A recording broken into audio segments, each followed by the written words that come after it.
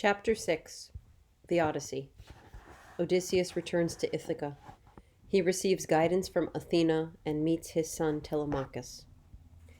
As Odysseus enjoyed the feast in his honor that evening, he often turned to watch the journey of the fiery sun. The sooner it set, the sooner his journey homeward would begin, and his heart was filled with thoughts of his family and his homeland. As a farmer hungers for his evening meal, after he has spent the long day driving his oxen to plow a fresh field, and with joy in his heart watches the sun set so he can drag his weak legs home to dinner, so Odysseus longed for his return home and happily observed the setting sun. Then he said to the king, "You have given me what my heart has wished for, gifts of friendship and a swift passage home. May the deathless gods grant me these gifts. May I find upon my return home that my wife has been faithful and my family as well. May the gods permit you to prosper in every way, and may they keep all harm from your people." When Odysseus went on board the swift Phaeacian ship, he lay down upon the rug spread on the deck for him and went to sleep. As four yoked horses spring forward together beneath the lashes of the whip, so the swift ship leaped forward upon the wine-dark sea, leaving in its wake waves of foaming white.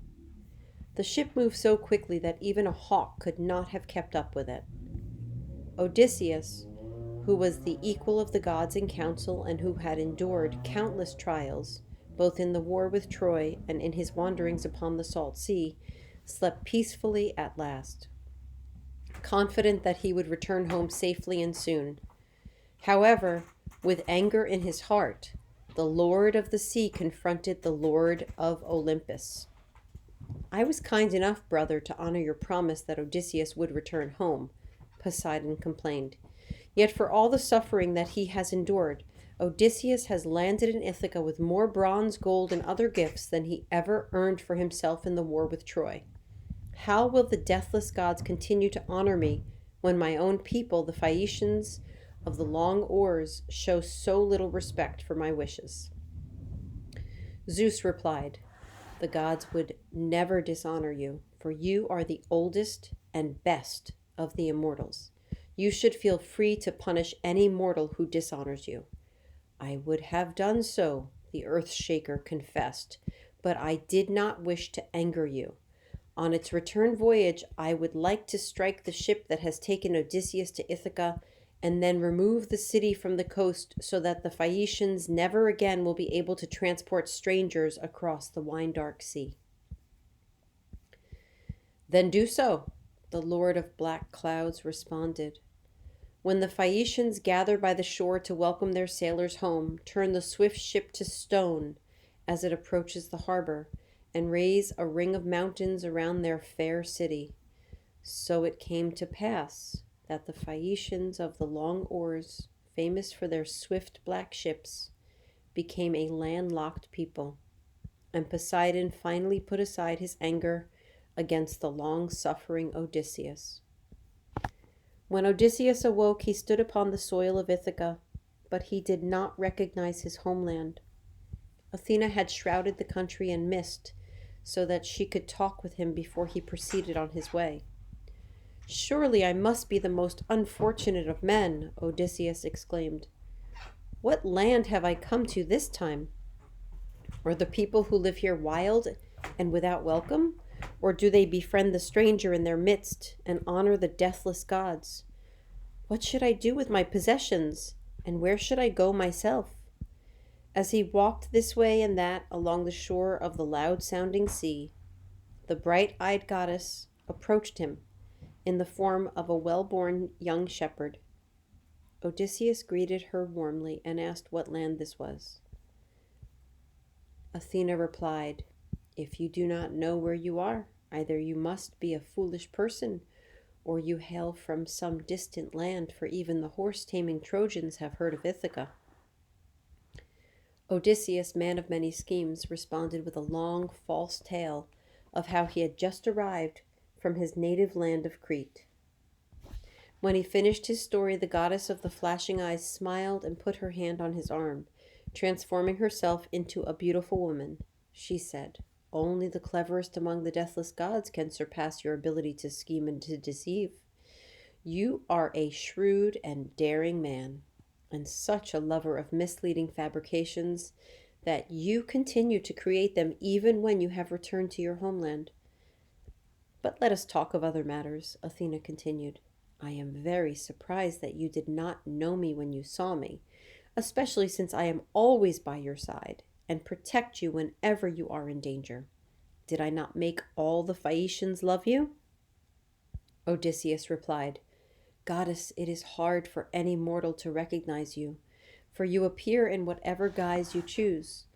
I know that you befriended me during the years I fought against the horse-taming Trojans, but since we sacked Priam's great city and set sail for Ithaca, I have never seen you, either on board my hollow ship or on land. In fact, I have wandered from land to land and from one disaster to another, with my heart overflowing with grief. If you have made any effort to lessen my suffering, I am certainly unaware of it. By the time you reappeared in Phaeacia, my troubles were behind me." "Tell me," he then asked, "am I really in Ithaca?" "I knew that you would have to come home as you have," Athena explained. "I simply could not oppose Poseidon when you angered him by blinding his son the Cyclops, and now I shall prove to you that this is indeed Ithaca." With these words, the goddess caused the mist to disappear. Odysseus was so glad to be home that he kissed the grain-giving earth. Athena helped him store his gifts deep within a hollow cave, sealing the entrance with a large rock. When he had finished, she said, "I admire you because you are intelligent and careful. Any other man upon returning home after 20 years would immediately seek out his wife and children. Yet you will test the loyalty of your wife before you are at ease in your homeland. You will find that Penelope is the same faithful wife you remember." The goddess said, "But you will have to punish the arrogant suitors who for 3 years have been living without shame in your house, consuming your goods and offering your godlike wife marriage gifts." "Without this knowledge I would have met the same fate as wide-ruling Agamemnon," said Odysseus. "For surely the suitors would have plotted against me in my house as Clytemnestra and her new husband devised his death. If you will help me, I can find the suitors, even if there are 300 of them." "Be assured that I shall help you," Athena responded. "The blood and brains of these men will spill upon the earth. However, first I shall disguise you so that no mortal will recognize you. I shall wither your skin with the wrinkles of old age, spoil your blonde hair, and dress you in such disgustingly dirty and tattered clothing that you will be repulsive to gaze upon. Then I shall dim your shining eyes so that even your wife and your son will not know you. Stay with your loyal swineherd," the goddess counseled, "while I bring your steadfast son Telemachus home from Sparta. He has been visiting wise Nestor and now Menelaus, seeking knowledge about you." Athena touched her wand to the long-suffering Odysseus. When she had completed his transformation, she gave him a staff to lean upon and an old ragged bag to carry by its twisted string. Then they parted. Odysseus, the swineherd, were preparing their breakfast in the swineherd's hut when Telemachus quietly entered. As a father, his heart overflowing with love, greets his only son upon his return from a distant land after an absence of 10 years, so the swineherd embraced the prince. "Father," Telemachus said to the swineherd, "please go quickly and tell my mother that I have returned safely from Pylos and Sparta. Be certain that no one else hears your words, for there are many in my father's house who are contriving to bring death upon me." When the swineherd had put on his sandals and left for the city, Athena appeared as a beautiful woman whom only Odysseus could see. She motioned to join her outside and said, "Now is the time to reveal your true self to Telemachus, so that the two of you can plan how you will bring black death upon the suitors, and then you can proceed into the city. I shall remain near you, for I intend to be present at the battle."